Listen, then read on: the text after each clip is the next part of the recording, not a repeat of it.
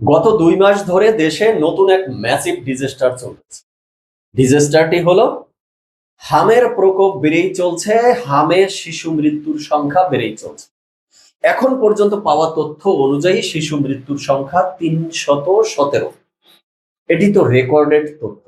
এই রেকর্ডের বাহিরে আনরেকর্ডেড তথ্য যে এই সংখ্যার কত গুণ তা সৃষ্টিকর্তাই ভালো জানেন। হামে আক্রান্ত শিশুর সংখ্যা অর্ধ লক্ষ ছাড়িয়েছে। সরকারি হাসপাতালগুলোতে হামে আক্রান্ত শিশুর উপচে পড়া ভিড়, অথচ এই নিয়ে কোনো আওয়াজ নেই। কারো মুখে কোনো তেমন উচ্চবাচ্য শোনা যাচ্ছে না। এই নিয়ে কেউই যেন কথা বলতে স্বাচ্ছন্দ্য বোধ করছে না। সংসদ অধিবেশন বলেন, সরকারি দল বলেন, বিরোধী দল বলেন, রাজপথ বলেন, রাজনৈতিক দল বলেন, প্রেসার গ্রুপ বলেন, আর ডক্টর ইউনূসের প্রেমিকদের কথা বলেন, আর তৌহিদি জনতার কথা বলেন, কেউই কোনো কথা বলছে না। পেপার পত্রিকা সোশ্যাল মিডিয়ায় ঢিলাঢালা ভাবে তথ্যগুলো আসছে, এই পর্যন্তই শেষ। কিন্তু কেন? দর্শক শ্রোতা, আজকে এই বিষয় নিয়ে কথা বলবো। চলুন direct hit the point. Hit the point number 1-এ আসি। এই হামের প্রকোপ হঠাৎ করে বাড়লো কেন? এই হামের প্রকোপ আমরা কিন্তু দীর্ঘ একটা সময় বাংলাদেশে শুনিনি। এই নিয়ে গত 2 মাস আগে যখন হামের প্রকোপ দেখা দিয়েছিল তখন বিস্তারিত আলোচনা করেছিলাম। আবার সংক্ষেপে একটু আলোচনা করি। ডক্টর ইউনূস অন্তর্বর্তীকালীন সরকারের দায়িত্ব নিয়ে এসেছিলেন রাষ্ট্রকে সংস্কার করে ফেলবেন। বেশ ভালো, রাষ্ট্র সংস্কার করবেন, তো স্বাস্থ্য খাতকেও সংস্কার করতে হবে।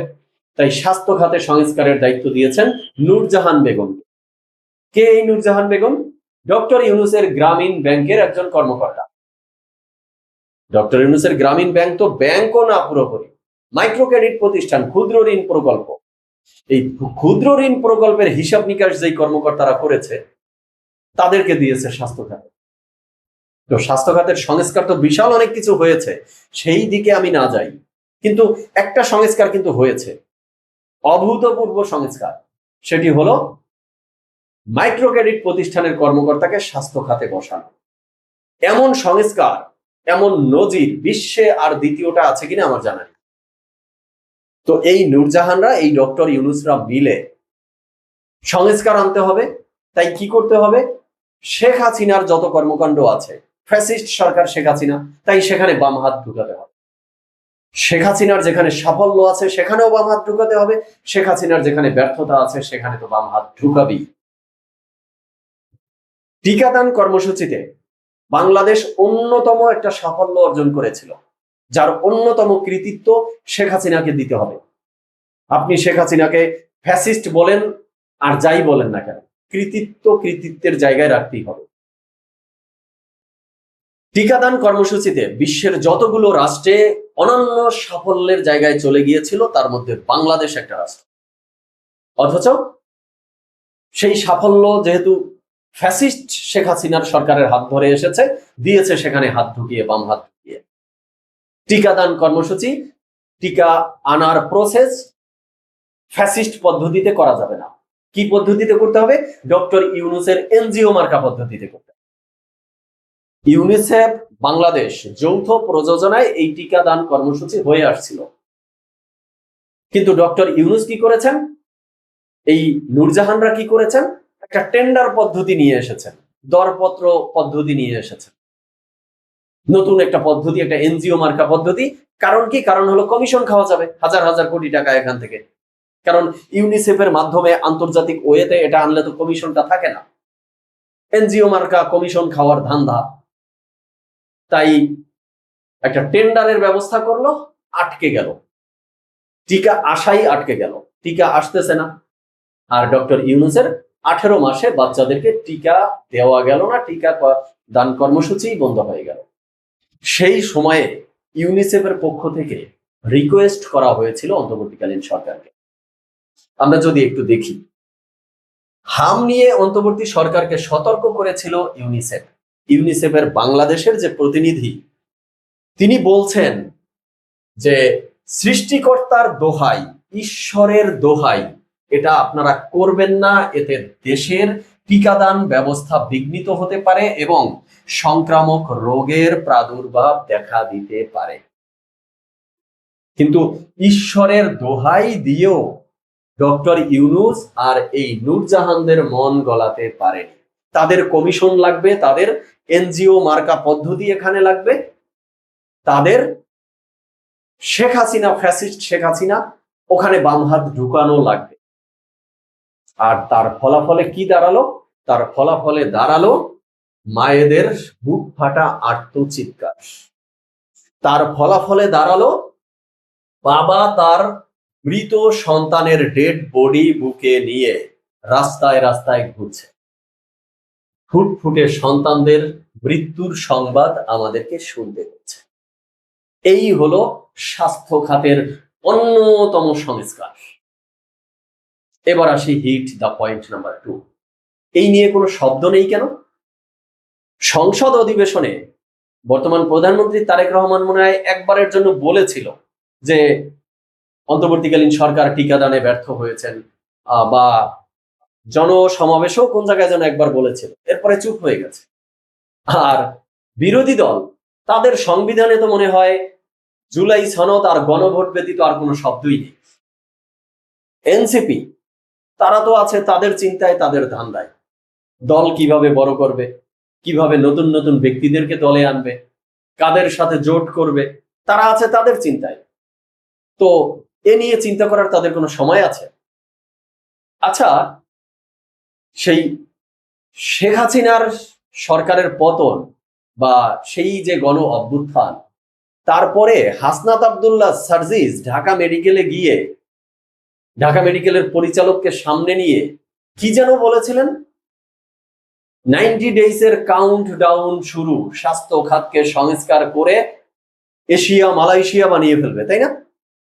সিঙ্গাপুরের চিকিৎসা ব্যবস্থা বাংলাদেশে প্রবর্তন করবে। তো সেই 90 দিন কি শেষ হয়নি? হাসনাত আব্দুল্লাহ তো এখন সংসদে, আর সার্জিস আলম তো এখন রাজপথে। তো সংসদে হাসনাত আব্দুল্লাহ কই? স্বাস্থ্য খাতের এখন যে এই করুণ দুর্দশা, হামের প্রকোপ বেড়ে চলছে, 317 শিশু রেকর্ডেড তথ্য অনুযায়ী মারা গিয়েছে, হাসনাত আব্দুল্লাহ নজরে পড়ছে এগুলো? না হাসনাত আব্দুল্লাহ খেজুর গোনা নিয়ে ব্যস্ত আছে? খেজুর গণার সস্তা জনপ্রিয়তায় যেন গা ভাসিয়ে দিয়েছে। তা খেজুর গণনা তথ্য দিয়েছেন, বেশ ভালো করেছেন, সমস্যা নেই। তো শুধু খেজুর গণলেই কি হবে? না অন্যান্য তথ্য রাখতে হবে? পূর্ববর্তী যে সকল প্রতিশ্রুতি দিয়েছিলেন সেগুলো ভুলে গেছেন খেজুর গণতে গণতে? আর সার্জিস আলম মানে কি বংশের যেন নাতি সে? এখন তো আপনি রাজপথে আছেন, আপনারা না প্রেসার গ্রুপ? তো এখন কাউকে ডাকেন না কেন যে আয় রাজুতে আয়? এখন ডাকেন না কেন যে ঢাকা মেডিকেলে আয়, পিজিতে আয়? তো হামে যে এত শিশু মারা যাচ্ছে তাদেরকে দেখতে যাওয়ার সময় হচ্ছে আপনাদের? জামাতের আমির সাহেব 24-এর অভ্যুত্থান বা আন্দোলনে 800 সামথিং মারা গেছে তথ্য অনুযায়ী, ওয়েবসাইট অনুযায়ী। তিনি 1200 শহীদের বাড়ি ভিজিট করে ফেলেছেন। কেমনে করেছেন আল্লাহই ভালো জানে, সৃষ্টিকর্তা ভালো জানে, আর এই জামাতের আমির সাহেব ভালো জানে। বেশ ভালো, তিনি 1200 না 1300 1400 শহীদের বাড়িতে ভিজিট করুক, কোনো সমস্যা নেই। কিন্তু এই যে হামের প্রকোপ বেড়ে চলছে, এর দায় যে ডক্টর ইউনূসের, এর দায় যে নূরজাহানদের, এদের যে শাস্তির আওতায় আনা উচিত, এই নিয়ে কোনো বক্তব্য রাখতেছে? নেই। আর ডক্টর ইউনূসের প্রেমিক যেন কারা ছিল? ডক্টর ইউনূসকে 50 বছর ক্ষমতায় রাখতে চেয়েছিল, মোনাজাত ধরেছিল ওয়াজ মাহফিলের প্যান্ডেলে যে আল্লাহ ডক্টর ইউনূসকে আমাদের মধ্যে থেকে নিও না। কারা কারা যেন ওয়াজ মাহফিলে এসে বলেছিল ডক্টর ইউনূস নবুয়ত সিস্টেমে মানে ওহী নিয়ে এসেছে এমন কিছু। তো তারা আজকে কোথায়? ডক্টর ইউনূসের এই অন্যায় অনিয়মের বিরুদ্ধে সোচ্চার হচ্ছে না কেন? কথা বলছে না কেন? ডক্টর ইউনূসের আমলে তৌহিদি জনতা হয়ে যত্রতত্র ভাঙচুর, হামলা, পিটাপিটি, মারামারি, মানুষকে আগুনে পুড়িয়ে মারা, কবর থেকে ডেড বডি উঠিয়ে মারায় যে মত্ত হয়ে উঠেছিল, তারা এখন কোথায়? তারা এখন ডক্টর ইউনূসের বিরুদ্ধে প্রশ্ন তুলছে না কেন? ডক্টর ইউনূসের সময়ে ডক্টর ইউনূসের অপকর্ম, অন্যায়, বেআইনি কর্মকাণ্ডের বিরুদ্ধে আমরা যখনই কথা বলি তখন এই গ্রুপগুলো আমাদেরকে বলতো আমরা ফ্যাসিস্টের দোষর, আমরা রয়ের এজেন্ট, আমরা ভারতের দালাল। তো আপনারা ভাই কিসের দালাল? আপনারা ফ্যাসিস্ট না? শেখ হাসিনার বিরোধিতা করেন বেশ ভালো, আর ডক্টর ইউনূসের প্রেমে পড়েছেন আপনারা। তো ডক্টর ইউনূসের প্রেমে আর কতদিন মানে নিমজ্জিত থাকবেন? হুঁশ ফিরবে আপনাদের? হুঁশ কোথায়? তো কনক্লুশনে এসে যেটা বলতে চাচ্ছি দর্শক শ্রোতা, এর পূর্বে যখন আলোচনা করেছিলাম তখন আমি বলেছিলাম যে ডক্টর ইউনূসকে, নূরজাহানকে বা এর সাথে যারা জড়িত তাদেরকে অনতি বিলম্বে গ্রেপ্তার করা হোক, এদেরকে আইনের আওতায় আনা হোক, এদেরকে জিজ্ঞাসাবাদ করা হোক কেন তারা এটি করেছে। কিন্তু এখন আর জিজ্ঞাসাবাদের পর্যায়ে নেই, এদেরকে আইনের আওতায় এনে ফাঁসির কাস্টে ঝুলানো উচিত। 317 শিশু রেকর্ড অনুযায়ী মৃত্যুবরণ করেছে, এই দায় কে নেবে? এই দায় কোনোভাবে ডক্টর ইউনূস, নূরজাহানরা এড়াতে পারে কিনা? বর্তমান সরকার, বিরোধী দল এরা চুপ। ডক্টর ইউনূসের বিরুদ্ধে এরা মুখ খুলতে চায় না, নাকি পারে না, নাকি সাহস নাই, কোনটা? গত পর্বেও আলোচনা করেছিলাম, ডক্টর ইউনূসের প্রেমে বিএনপি সরকার তো হাবুডুবু খাচ্ছেই। জামাত এনসিপিও মনে হয় ডক্টর ইউনূসের প্রেমে হাবুডুবু খাচ্ছে। ডক্টর ইউনূসের বিরুদ্ধে কোনো কথাই কেউ বলছে না। কারণ কি? ডক্টর ইউনূস গোস্বা করবে, আর ডক্টর ইউনূস গোস্বা করলে আমেরিকা গোস্বা করবে, আর আমেরিকা গোস্বা করলে সরকারি দল, বিরোধী দল, এই যে ক্ষমতার হালুয়া রুটি সবকিছু পল্টি নিয়ে মানে এলোমেলো হয়ে যেতে পারে, হাতছাড়া হয়ে যেতে পারে। তাই সবাই চুপ। আর সবাই চুপ আরেকটা কারণ হলো যে গরিবের সন্তান মারা যাচ্ছে, তাই গরিবদের বাঁচার কোনো অধিকার নাই, চিকিৎসা সেবা পাওয়ার কোনো অধিকার নেই। কারণ ধনী শিল্পপতিদের সন্তানরা হামে আক্রান্ত হলে তাদের চিকিৎসা দেশের বাহিরে হবে। চিত্র আমরা যা দেখছি সরকারি হাসপাতালগুলোতে, তা তো এই দেশের আপামর জনতা, খেটে খাওয়া মানুষ তাদের হামে আক্রান্ত সন্তানদেরকে নিয়ে হাসপাতালে আসছে।